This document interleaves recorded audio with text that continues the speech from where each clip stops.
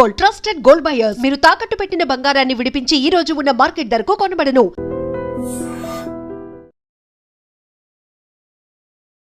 అసలు ఎందుకు గీజర్స్ అనేవి బ్లాస్ట్ అవుతాయి? సో ఎలాంటి గీజర్స్ మనం యూజ్ చేయాలి? గీజర్ని వాడేటప్పుడు మనం ఎలాంటి సేఫ్టీ మెజర్స్ అనేవి తీసుకోవాల్సి ఉంటుంది? వివరాలు తెలుసుకుందాం. ఈరోజు మనతో పాటు ఉన్నారు టెక్నికల్ ఎక్స్పర్ట్ సూర్య గారు. సార్ నమస్తే అండి. సార్, ఈ మధ్యకాలంలో చూస్తే గీజర్లే మన ప్రాణాలను తీస్తూ ఉన్నాయి. సో నిజంగా మన ఇంట్లో ఏదైనా మన ప్రాణాలను తీసే ఒక ఆయుధాన్ని పెట్టుకున్నామా అన్నట్లుగా కనిపిస్తూ ఉంది. సో ప్రతి చోట ఎక్కడో ఒక చోట ప్రతిరోజు ఏదో ఒక న్యూస్ వింటూనే ఉన్నాం. గీజర్ నుంచి గ్యాస్ లీక్ అయింది, గీజర్ పేలి చనిపోయారు ఇలాగా. ఏంటి అసలు గీజరు? ఎందుకు గ్యాస్ లీక్ అవుతుంది? ఎందుకు పేలిపోతుంది? యాక్చువల్లీ గీజర్ గురించి చెప్పుకోవాలంటే మెయిన్ వచ్చేసరికి అక్కడ వచ్చేసరికి ఉండేది ఎలక్ట్రిసిటీ. ఎలక్ట్రిసిటీ ఏంటంటే మనము ఇంట్లో వాడుతున్న వస్తువుల్లో మొత్తం అన్ని ఎలక్ట్రిసిటీతో వాడడం వల్ల ప్రస్తుతం ఉన్న రోజుల్లో ఇంకా వేరే ఆల్టర్నేట్ లేదు. ఎలక్ట్రిసిటీ వాడడం వల్ల తప్పకుండా మన దీన్ని కూడా హీటింగ్ ఎలిమెంట్ని కూడా మనం దీని ద్వారా వాడాల్సి వస్తుంది. అంటే దానివల్ల ఏమిటంటే ప్రస్తుతం ఉన్న రోజులలో మనం వచ్చేసరికి మామూలుగా స్విచ్చెస్ ఉంటాయి, ఇవన్నీ సేఫ్టీగా వాడుతూ ఉంటాం. ఇవన్నీ కూడా ఇన్సులేటర్స్, అంటే ఇవి దీని ద్వారా కొంచెం షాక్ కొట్టి తీవ్రత తగ్గుద్ది. అంటే షాక్ కొట్టినా కూడా వెంటనే ఎస్కేప్ అయ్యే ఛాన్సెస్ ఉంటాయి. కానీ అంటే గీజర్ ఏంటంటే అది గుడ్ కండక్టర్. మీరు వాటర్ లోనే ఎలిమెంట్ ఉంటుంది. ఆ ఎలిమెంట్ ఉండడం వల్ల దానివల్ల ఏ ఇన్సిడెంట్ జరిగినా మీరు దాని నుంచి ఎస్కేప్ అయ్యే ఛాన్సెస్ అన్నది 100కి 100% ఉండదు అన్నమాట. దానివల్ల చనిపోయే అవకాశాలు కూడా చాలా ఎక్కువ ఉంటాయి. మిగతా వాటి ద్వారా ఏంటంటే ఒక 10% అయినా ఛాన్స్ ఉంటుంది, దీంట్లో 10% కూడా ఉండదు ఛాన్స్ అండి. ఎస్, గీజర్లో గ్యాస్ లీక్ అవుతుంది అనేది ఎందుకు సార్? ఎలాంటి కండిషన్స్ లో ఉంటుంది? గ్యాస్ లీక్ అవడం అంటే మన గీజర్లో టెంపరేచర్ సెటప్స్ ఉంటాయి. ఆ టెంపరేచర్ సెటప్స్ లో థర్మోస్టాట్ అని ఉంటుంది ఒకటి. అదేంటంటే టెంపరేచర్ ఎక్కువైనప్పుడు హీటింగ్ ఎలిమెంట్ ని ఆఫ్ చేస్తూ ఉంటుంది. మళ్ళీ అది ఎప్పుడైతే తక్కువైందో మళ్ళీ ఆన్ చేస్తూ ఉంటుంది. అది ఫెయిల్ అయినప్పుడు ఇది ఓవర్ టెంపరేచర్ బాయిల్ అయిపోతుంది, వాటర్ ప్రెజర్ బిల్డప్ అవుతుంది.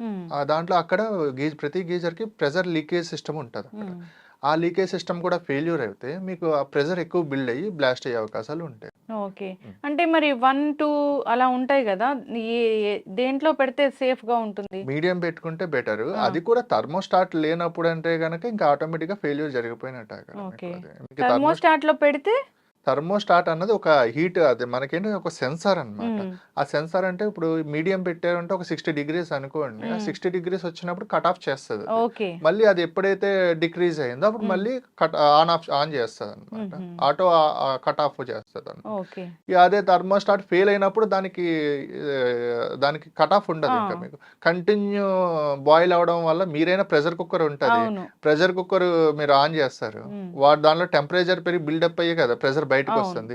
ఎప్పుడైతే ఆ ప్రెషర్ మీరు కుక్కర్ లోంచి బయటికి రాలేదో అప్పుడు ఆటోమేటిక్ గా ప్రెషర్ కుక్కర్ కూడా బ్లాస్ట్ అవుతుంది. సేమ్ ఇది కూడా అంతే, ఇక్కడ టెంపరేచర్ అయ్యి వాటర్ బాయిల్ ఎవాపరేట్ అయ్యి ఒక ప్రెషర్ బిల్డప్ అవుతుంది. ఆ ప్రెషర్ బిల్డప్ అవడం వల్ల ఏంటంటే అది ఇంకా దాన్ని ఇంకా స్ట్రెంత్ కోల్పోతుంది, ఇంకా బ్లాస్ట్ అవడం జరుగుతుంది. ఈ థర్మోస్టాట్ అన్నారు, ఇది ఎలాంటి సందర్భాల్లో ఫెయిల్ అవుతుంది? చెప్పలేము, సెన్సార్ ఎప్పుడైనా ఫెయిల్ అవ్వచ్చు, మీరు కొత్త దాంట్లో కూడా ఫెయిల్ అవ్వచ్చు. చాలా ఇంటర్నేషననల్ బ్రాండ్ కొన్నాము, మా గీజర్ పాడైపోయింది అని చెప్తూ ఉంటారు. ఒక రకంగా చెప్పాలంటే గీజర్లో నేషనల్ లేదు, లోకల్ లేదు. ఏదైనా సరే జాగ్రత్తలు తీసుకోకుండా వాడితే మట్టికి అన్సేఫ్ అయింది. ఓకే, గీజర్ని సేఫ్గా వాడుకోవాలంటే ఎలాగా? గీజర్ని సేఫ్గా వాడాలంటే మినిమం టు మినిమం ఒక 15 to 20 లీటర్స్ కెపాసిటీ ఉన్న గీజర్స్ తీసుకోవాలి. ఇప్పుడు ఇన్స్టెంట్ అని చెప్పి వచ్చిన వాటర్ వచ్చేస్తున్నాయి, కానీ అదేంటంటే మీరు మీరు వెళ్తారు, స్విచ్ ఆన్ చేసుకుంటారు, షవర్ బాతో లేకపోతే బకెట్లోనే ఫిల్ చేసుకుంటారు. అది ఫెయిల్ అయ్యిందంటే ఇమీడియట్ గా షాక్ కొడుతుంది, మీరు అక్కడే ఉంటారు, చుట్టూరు వాటర్ ఉంటుంది, ఇంకా ఎస్కేప్ అయ్యే ఛాన్సెస్ ఉండవు. డైరెక్ట్ బాడీ షాక్ కొడుతుంది, ఇక మనం అంతా కొలాప్స్ అయ్యి. ఇదే సిచ్యువేషన్ కి ఒక ఇన్సిడెంట్ చెప్తున్నాను మీకు. మైదీపట్నం దగ్గర లంగర్ హౌస్ అని ఉంటుంది, అక్కడ MBBS డాక్టర్ న్యూలీ మ్యారీడ్ అయ్యింది, జస్ట్ ఒక 6 months 1 year లోపే అవుతుంది ఇన్సిడెంట్. వాళ్ళ ఫ్యామిలీ పెట్టేసి వాళ్ళ తల్లిదండ్రులందరూ వెళ్ళిపోయాక ఒక 15 daysకే ఇప్పుడు ఈమె లేడీ ఎవరైతే ఉన్నారో ఈమె వెళ్ళి బాత్ చేస్తుంది, హెడ్ బాత్ చేస్తుంటే గీజర్ లోపల ఎలిమెంట్ ఓపెన్ అయింది అనమాట. ఓపెన్ అయ్యి స్పాట్ డెడ్. ఈ వైఫ్ ఇంకా ఎంతసేపటికి రావట్లేదు అని చెప్పి భర్త వెళ్ళి తలుపు గట్టిగా ఏం లాక్ అయింది, లాక్ను ఓపెన్ చేసుకుని వెళ్ళేసరికి అడుగు పెట్టేసరికి అక్కడ చుట్టూ వాటర్ సర్ఫేస్ ఏరియా ఉంటుంది. వెంటనే అతను కూడా స్పాట్ డెడ్. ఓ ఇంక వీళ్ళందరికీ ఫోన్ చేస్తే రిప్లై ఇవ్వట్లేదని వచ్చి చూసేసరికి మొత్తం ఇద్దరు మ్మ్. డెడ్ అయి ఉన్నారు. మ్మ్. ఇలాగేంటంటే ఇన్స్టెంట్ గీజర్స్ని ఎప్పుడు రికమెండ్ చేయకూడదు. ఓకే ఇన్స్టెంట్ గీజర్ రికమెండ్ చేయడం వల్ల అంటే ఫెయిల్యూర్ దాంట్లో మామూలు దాంట్లో కన్నా ఎక్కువ మ్మ్. ప్రమాదాలు జరిగే అవకాశం ఉంది. మ్మ్. ఈ 15-20 లీటర్ గీజర్ ఎందుకు రికమెండ్ చేస్తున్నామంటే ఈ 15-20 లీటర్ గీజర్స్ స్టోరేజ్ ఉంటుంది. 15-20 లీటర్స్ స్టోరేజ్ ఉంటుంది. ఎస్ మీరు బాత్కి వెళ్ళి ముందే మ్మ్. దీన్ని హైలో పెట్టుకుంటారు, మీడియంలో పెట్టుకుంటారు, ఆన్ ఒక 5 మినిట్స్ ముందు 10 మినిట్స్ ముందు ఆన్ చేసుకుని మ్మ్. మీరు వెళ్ళి ముందు స్విచ్ ఆఫ్ చేసుకుని వెళ్తే ఈ 20 లీటర్ స్టోరేజ్ ఉంటుంది ఇనఫ్. మ్మ్. ఒక పర్సన్కి 15-20 లీటర్స్ ఇనఫ్ మ్మ్. బాత్కి. ఎస్ ఎస్ అంటే దాంతోపాటు కూల్ వాటర్ కూడా కొంచెం మిక్స్ అవుతుంది కాబట్టి నియర్లీ 30-40 లీటర్స్ మనకు వస్తుంది. ఒక బాత్కి 40 లీటర్స్ అన్నది ఇనఫ్ మనకి. ఓకే దాని గురించి 15-20 లీటర్స్ రికమెండ్ చేస్తాను తప్ప లేకపోతే అది కూడా అన్రికమెండబుల్. ఓకే అదే ఏదేమైనా గీజర్ అనేది అంత సేఫ్ అయితే కాదు. అస్సలు సేఫ్ అంటూ ఏమీ అసలు గీజర్లో ఇంట్లో ఉన్న వస్తువుల్లో ప్రమాదకరమైనది గీజర్. ఎస్ గ్యాస్ సిలిండర్ కన్నా ప్రమాదం. ఎస్ గ్యాస్ సిలిండర్స్ అయినా బర్నింగ్ ఇవన్నీ అవి బయటికి ఎస్కేప్ అవడానికి ఉంటుంది, కానీ ఇది ప్రాణాలే తీసేస్తుంది గీజర్ ఓకే అన్నది. ఎస్ అండి. సో అయితే గీజర్ ఖచ్చితంగా మస్ట్ అండ్ షుడ్ అయిపోయింది. Hmm. సో ఈ గీజర్ ని ఎన్నాళ్ళకి ఒకసారి సర్వీసింగ్ చేయిస్తే మంచిది అంటారు? గీజర్ ని సర్వీస్ ఎవ్రీ 6 months కి 1 year ఒకసారి చెక్ చేయించుకుంటే బెటర్. కానీ అది ఎలా ఉంటదంటే అక్కడ ఉన్న వాటర్ బట్టి కూడా ఉంటది. ఓకే ఏమవుతుంది అంటే ఆ హీటింగ్ రాడ్ కి ఇది వచ్చేసరికి ఒక జంక్ కింద పెట్టేయడం, ఒక శుద్ధ అవును. లెవెల్స్ ఎక్కువ అయ్యి ఉంటాయి వాటర్ లో, అవి ఇవి పట్టేయడం, దానివల్ల ఇవి ఖరాబ్ అవ్వడం. ఇలా ఇంకొకటి ఏంటంటే కంపెనీలు మంచి క్వాలిటీ మెటీరియల్ యూజ్ చేయకపోవడం, లేకపోతే ఓవర్ హీట్ ఓవర్ టెంపరేచర్ లో ఇది చేయడం. ఒక రకంగా చెప్పాలంటే గీజర్ని సర్వీస్ చేసినా చేయకపోయినా మినిమం సేఫ్టీ తీసుకుని 15-20 లీటర్స్ ఏదైతే చెప్పానో ఆ వేలో వెళ్ళడం బెటర్. ఎంత సర్వీస్ చేసినా ఏం చేసినా. ఇంకొకటి గీజర్లో సర్వీస్ చేస్తే అప్పుడు దాకా లేని ప్రాబ్లమ్స్ కూడా రావచ్చు సర్వీస్ చేయడం వల్ల. ఏంటంటే అప్పుడు దాకా టెక్నికల్ పర్సన్ ప్రాపర్ ఎక్స్పీరియన్స్ అయి ఉండాలి, లేదంటే ప్రాపర్ గా చేయకపోయిన జస్ట్ అతను మిస్టేక్ వాళ్ళు కూడా అవ్వచ్చు. అదే సో ఈ జంక్ పట్టేస్తుంది అని అన్నారు. Depends on water. అది డిపెండ్ వాటర్స్ బట్టి అక్కడ. అలాంటి వాటర్స్ ఉన్నప్పుడు అసలు గీజర్ ని మనం సజెస్ట్ చేయకపోవడమే మంచిదేమో. ఎస్ అండి, 100%. ఇది వరకు మెథడ్సే బెటర్. గ్యాస్ స్టవ్ మీద లేకపోతే పొయ్యిల మీద కాగబెట్టుకుని చేసేవారు.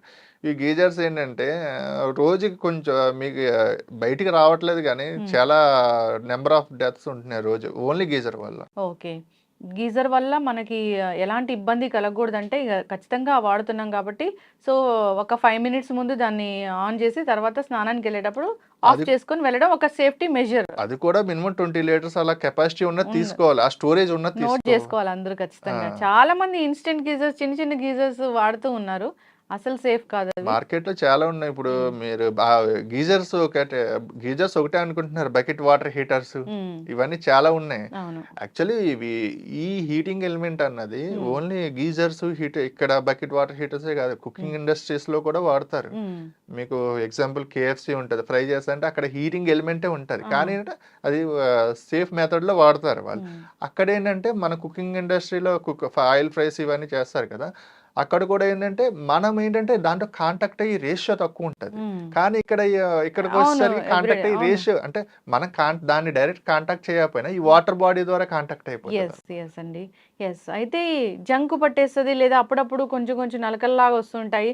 సో అలాంటప్పుడు ఈ ట్యాప్స్ అనేవి తిప్పినప్పుడు షాక్ కొడుతూ ఉంటుంది. అంటే దానివల్ల దీనికి ఏమైనా సంబంధం ఉంటుందా లేదా షాక్ కొట్టడం అనేది వేరేదా?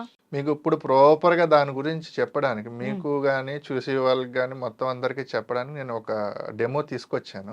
అంటే గీజర్ అంటే దాంట్లో ఏముంటుంది ఇవన్నీ తెలియదు. గీజర్ అంటే ఆన్ చేస్తున్నాం, హీట్ వాటర్ వస్తుంది, వాడుకుంటున్నాం అంతవరకే. కానీ ఇప్పుడు నేను ఎలాగుంది లోపల ఏంటి సిచ్యువేషన్ అన్నది ఒకసారి చూపిస్తాను. నేను ఒక దాంట్లో హీటింగ్ ఎలిమెంట్ తీసుకొచ్చాను. ఇది వచ్చేసరికి గీజర్ హీటింగ్ ఎలిమెంట్. మీకు గీజర్ హీట్ అవుతుందంటే ఇది ఒక్కటే, మిగతా మీకు అంత భారీ లెవెల్లో కనిపించేదంతా గీజర్ అది డమ్మీ. ఇది ఒక్కటే అండి. ఇది ట్యాంక్ లో ఉంటది అనమాట. ఇది వచ్చేసరికి ఇక్కడ పవర్ సప్లై ఇస్తారు. ఇక్కడ ఇది వచ్చేసరికి నికిల్ తో తయారవుతుంది లోపల. ఈ రాడ్ ఇది మధ్యలో ఉంటది అనమాట. దానికి మెగ్నీషియం ఆక్సైడ్ అని ఒక పౌడర్ ఉంటుంది. పవర్ మధ్యలోంచి ప్రవహిస్తుంది, మధ్యలో వచ్చేసరికి మెగ్నీషియం ఆక్సైడ్ ఉంటుంది. అంటే ఇది పైన కనిపించేదంతా కూడా ఇన్సులేటెడ్ మెటీరియల్, అదే మీకు ఇన్సులేషన్ అనమాట. షాక్ మనకు రాకుండా ఉండడానికి. దీంట్లో ఇది ఇక్కడ నుంచి హీట్ జనరేట్ అవుతుంది. హీట్ ని మెగ్నీషియం ఆక్సైడ్ ద్వారా ఈ రాడ్స్ ద్వారా బయటకు వచ్చి వాటర్ ని బాయిల్ చేస్తుంది. ఇది ఎప్పుడైతే ఇది ఇసరికి మెటల్, ఇది 0.5 mm 0.3 mm థిక్నెస్ తో తయారు చేస్తారు. ఈ పైప్ చూసారు ఇక్కడ, దీంట్లో థర్మోస్టాట్ పెడతారు ఈ రెండిట్ల మధ్యలో టెంపరేచర్ చెక్ చేయడానికి. ఈ టెంపరేచర్ ఇప్పుడు మీరు ఇందాక బ్లాస్ట్ అవుతుంది అన్నది దీని వల్లే అనమాట. ఇది ఫెయిల్ అవుతేనే బ్లాస్ట్ అవుతుంది.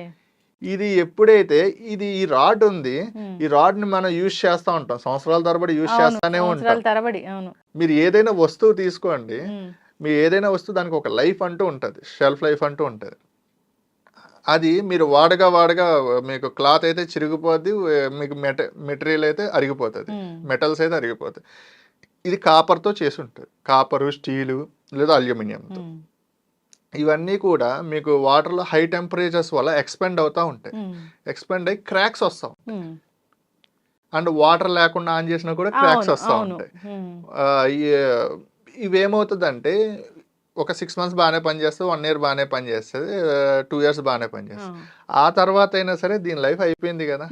ఇప్పుడు గీజర్ ఆన్ చేసి స్విచ్ ఆన్ చేసుకుని వెళ్తారు, ఇది ఓపెన్ అయింది, దీని లోపలే పవర్ సప్లై ఉంది, పాజిటివ్ నెగిటివ్ పవర్ సప్లై ఎక్కడే ఇస్తున్నాం, దీని లోపల ఉంది. ఇది షాక్, ఇది ఎక్కడ ఉంటది, వాటర్ లో ఉంటుంది. మనం ట్యాప్ తిప్పేసరికి దాని ద్వారా మనకి వచ్చి మనం ఇంకా ఎటు ఎస్కేప్ అయ్యే ఛాన్సెస్ కూడా ఉండవు, స్పాట్ ఇది అవుతుంది. ఎంత డేంజర్ అసలు. ఎస్, ఖచ్చితంగా అండి. అయితే ఒక 3-4 years మీరు చెప్పినట్లు 15 to 20 liters ఆఫ్ ఇది కొనుక్కుంటే ఒక 2-3 years మాత్రమే దాన్ని వాడుకోవచ్చు. అలా అని కాదు, 15 to 20 liters తీసుకుని కూడా నేను ఏమంటున్నానంటే, మీరు ఎప్పుడైతే బాత్కి వెళ్తారో ఆ బాత్కి ఒక 5 to 10 minutes ముందు ఆన్ చేసుకుని మీరు వెళ్ళే ముందు ఆఫ్ చేసుకుని మీరు ఎంజాయ్ చేయొచ్చు. నేను మొత్తం అవాయిడ్ చేయమని అంటలేదు, ఎందుకంటే అది కంపల్సరీ అయిపోయింది గీజర్ అన్నది. ప్రస్తుతం ఉన్న రోజుల్లో మనం దానికి తగ్గట్టు మన సేఫ్టీకి మనం చూసుకుంటూ జాగ్రత్తగా వాడుకుంటే ఏదైనా సేఫే. అసలు దాంట్లో ఏం గ్యాస్ ఉంటుంది, అది అంత ప్రాణాంతకమా? సనత్ నగర్ లో చూసాం, గ్యాస్ లీక్ అయి 3 చనిపోవడం జరిగింది. దీంట్లో గ్యాస్ లీక్ అవడం అంటూ ఏముండదు, గ్యాస్ సెపరేట్ గా ఏముండదు, ఓన్లీ ఈ హీటింగ్ ఎలిమెంట్ ఒక్కటే ఉంటది. దాంట్లో ఏం ట్యాంక్ ఉంటది, ఈ ప్రెజర్ బిల్డప్ అయి ఓవర్ టెంపరేచర్ అనేది వచ్చేస్తుంది. అది టెంపరేచర్ ఎక్కువ ఉండి, అంటే ఆ వాష్రూమ్ లో అక్కడ ఉండడం వల్ల అది హై స్ప్రెడ్ అవుతుంది, హై టెంపరేచర్ గా స్ప్రెడ్ అయ్యి కొంచెం వాళ్ళకి టెంపరేచర్ స్టీమ్ ఉంటది కదా, ఓవర్ స్టీమ్ వచ్చినట్టు ఇది కూడా హై టెంపరేచర్ రావడం వల్ల కొన్ని కేసెస్ లో వాళ్ళ బాడీ రెసిస్టెన్స్ బట్టి ఇబ్బంది అవ్వచ్చు. అయితే సార్, ఇప్పుడు గీజర్ ని ఫిట్ చేసే ప్లేస్ ఏదైతే ఉంటుందో దానికి కూడా ఏమైనా మెజర్స్ అనేవి ఉంటాయా? యాక్చువల్లీ గీజర్స్ అందరూ బాత్రూమ్ లో ఫిక్స్ చేస్తారు, అది కూడా ఒక 6 feet height, above 6 feet height లో ఫిక్స్ చేస్తూ ఉంటారు. యాక్చువల్లీ అది కరెక్ట్ ప్లేస్ కాదు. యాక్చువల్లీ ఎవరైనా అంటే ఇప్పుడు ఏంటంటే పాతవి ఉన్నాయి కాబట్టి ఫిక్స్ చేసేసుకుంటున్నారు.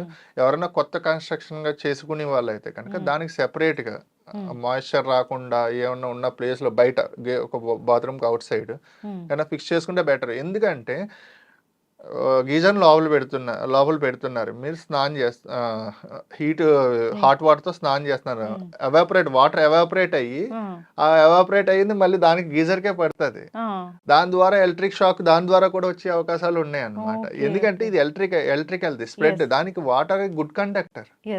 ఆ గుడ్ కండక్టర్, ఎందుకంటే స్ప్రెడ్ ఇప్పుడు వెళ్ళింది ఎవాపరేట్ ఇక్కడ పట్టుకుందంటే ఇక్కడ ఈ రెండు కలవచ్చు, షార్ట్ సర్క్యూట్ అవ్వచ్చు. అయితే బాత్రూమ్ లో హైట్ కూడా చాలా మెజర్ చేస్తూ ఉంటారు కదా, అంటే ఈ మధ్య కాలంలో ఏంటంటే బాత్రూమ్ లో కూడా సీలింగ్ చేయించడము, రకరకాల లైట్స్ పెట్టడం అలా చేస్తూ ఉన్నారు. అంటే హైట్ అనేది ఇంతనే ఉండాలి, సీలింగ్ ఉన్న దానికి ఉండొచ్చా లేదా? హైట్ అన్నది మినిమం వచ్చేసరికి అబౌవ్ 8 feet ఉంటే బెటర్. ఎందుకంటే అక్కడ వచ్చేసరికి మీకు ఎలక్ట్రికల్ ఏది వాడినా గానీ ఒక స్విచ్ బోర్డు ఉందంటే దానికి ప్రాపర్ మెజర్మెంట్స్ ఉంటాయి, ఒక గీజర్ వాడుతుందంటే దానికి ప్రాపర్ మెజర్మెంట్స్ ఉంటాయి, లైట్ ఉన్నదంటే లైట్, ఫ్యాన్ ఇవన్నీ డేంజరస్ కాదండి ఇప్పుడు. ఎందుకంటే మనం టచ్ చేసి హైట్ లో ఉంటాం. గీజర్ ఎందుకు డేంజరస్ అంటే మనం టచ్ చేసే హైట్ లో లేకపోయినా వాటర్ బాడీ ద్వారా మన దగ్గరకు వచ్చేస్తుంది సప్లై అన్నది, దాని గురించి గీజర్ డేంజర్. ఇది అపార్ట్మెంట్ కల్చర్లో ఇందాక నేను మాట్లాడినప్పుడు మీరు అన్నారు, సో ఎక్కడ అంటే ఆ ఫ్లాట్స్లో ఎక్కడ గీజర్ ప్రాబ్లం వచ్చినా కానీ సో మిగతా ఫ్లాట్స్ అన్నిటికీ కూడా వస్తుంది అని, అది ఎలాగా? అది ఎలాగంటే ఇప్పుడు apartment two partitions two portions ఉంటాయి. ఇటు ఒక పోర్షన్, ఇటు ఒక పోర్షన్. ఇటు ఒక పైప్ లైన్స్ ఉంటాయి, ఇటు ఒక పైప్ లైన్స్ ఉంటాయి. ఒక 10 floors ఉందనుకోండి, ఇటు ఒక పైప్ లైన్ వెళ్తుంది, ఇటు ఒక పైప్ లైన్ వెళ్తుంది. కానీ పైప్ లైన్ కామన్, అందరికి పైప్ లైన్ కామనే, గీజర్ ఒకటే ఉంటుంది. దానివల్ల అంటే గీజర్ ఎక్కడ ఫెయిల్ అయినా సరే ఈ పైప్ లైన్ ద్వారా, ఈ వాటర్ ద్వారా, వాటర్ బాడీ ద్వారా వచ్చి షాక్ కొట్టే అవకాశాలు ఉన్నాయి. ఒక ఇన్ కేస్ ఒక 9th floor లో షాక్ ఫెయిల్ అయింది గీజర్, పవర్ సప్లై హెవీగా వస్తుందంటే ఇటు పై వాళ్ళకి 10th floor వాళ్ళకి కొడుతుంది, గ్రౌండ్ ఫ్లోర్ వాళ్ళకి కూడా వస్తుంది షాక్. అంటే ఆ షాక్ అంటే అంత లాంగ్ క్యారీ వెళ్ళేసరికి కొంచెం తీవ్రత తగ్గొచ్చు కానీ షాక్ అయితే కొడుతుంది. ఓకే, జనరల్ గా కూడా ట్యాప్స్ షాక్ కొడుతూ ఉంటాయి కదా, సో అది కూడా ఈ గీజర్ వీటి ఇన్సిడెంట్. అండ్ కొంతమంది ఎర్తింగ్ న్యూట్రల్ ప్లేస్ లో ఎర్త్ ప్లేస్ లో న్యూట్రల్ ఇవ్వడం వల్ల కూడా అలాంటి షాకులు కూడా వస్తూ ఉంటాయి. ఓకే, చాలా డేంజర్ అయితే. ఖచ్చితంగా అండి జాగ్రత్తలు తీసుకోవాలని కోరుకున్నాము. సో అది మెజర్ ఎలా ఉండాలి, ఇప్పుడు మీరు అన్నారు గీజర్ బయట కూడా పెట్టొచ్చని, అలాంటి ఆప్షన్ ఉండేలాగా ఇంకా కన్స్ట్రక్షన్ అనేది చేసుకోవాలని కోరుకున్నామండి. అది చిన్నదండి, ప్రికాషన్స్ ముందే బిల్డింగ్ కన్స్ట్రక్షన్ చేసినప్పుడు తీసుకుంటే బెటర్. ఇంకా పాతగా ఉన్న వాళ్ళైతే ఇంకేం చేయలేరు, ఉన్నదాన్ని యూటిలైజ్ సేఫ్ గా వాడుకోవడమే. కొత్త వాళ్ళ మట్టికి కొన్ని జాగ్రత్తలు తీసుకుని దానికంటూ ఒక ప్రాపర్ గా డెడికేట్ గా ప్లేస్ కేటాయించుకుంటే బెటర్. మనం ప్లగ్ అనేది పెట్టి ఉంచుతాం కదా, అలా ఉంచొచ్చా అంటే కొన్ని సిచ్యువేషన్స్ లో అక్కడ ఏంటంటే వైరింగ్ ఇష్యూస్ ఉంటే ఉంచకూడదు. నార్మల్ గా అయితే కనుక కామన్ గా అందరి దగ్గర పెట్టే ఉంటుంది. అవును, కానీ గీజర్ విషయంలో ఏంటంటే మీకు అక్కడ న్యూట్రల్ లో లీకేజ్ వచ్చినా మీకు ఇక్కడ షాక్ కొట్టే అవకాశాలు కూడా ఉంటాయి. ఉంచకుండా ఉంటే బెటర్. కానీ ఏంటంటే గీజర్ కి అందరు స్విచ్ పెడతా ఉంటారు. స్విచ్ కాకుండా 2 pole ఎంసీబీ ఉంటుంది, అది పెట్టుకుంటే బెస్ట్ అండి స్విచ్ కన్నా. అంటే ఎందుకంటే స్విచ్ వచ్చేసరికి ఫేజ్ ని ఆఫ్ చేస్తారు, న్యూట్రల్ ఆఫ్ చేయరు. కొన్ని సిచ్యువేషన్స్ లో లీకేజ్ కరెంట్లు జనరేట్ అయ్యి అంటే హెవీ షాక్ కాదు కానీ కొంచెం తిమ్మిరి ఎక్కడం ఇట్లాంటివి వస్తూ ఉంటాయి. ఖచ్చితంగా. సో దీనికి స్టెబిలైజర్స్ అలాంటివి ఏమి ఉండవు కదా, సో ఎప్పుడైనా పవర్ ఎక్కువ వచ్చినప్పుడు అది ఏమైనా జరగడం అట్లా ఏమైనా ఉంటుందా? ఒక్కసారి ఫ్లక్చువేట్ అవుతా ఉంటుంది కదా. దీనికి వచ్చేసరికి ఒకటేనండి, ఏమున్నా కానీ సేఫ్టీయే ముఖ్యం గీజర్ విషయంలో. మనం ఏంటంటే సేఫ్టీ తీసుకోండి ఏదో కాపాడదు అన్నది కాదు, మన జాగ్రత్తలో మనం ఉండడం ముఖ్యం. ఖచ్చితంగా అండి. సో ముందు ఈ ఎలక్ట్రికల్ అండ్ ఎలక్ట్రానిక్స్ గురించి మరిన్ని వీడియోస్ అయితే చేద్దాము, అవేర్నెస్ అయితే కల్పిద్దాము ప్రజలకి. చక్కటి ఇన్ఫర్మేషన్ అండి. ఈ మెజర్స్ అన్ని పాటిస్తూ అందరూ హ్యాపీగా ఉండాలని కోరుకున్నాం. ధన్యవాదాలు సార్. Thank you.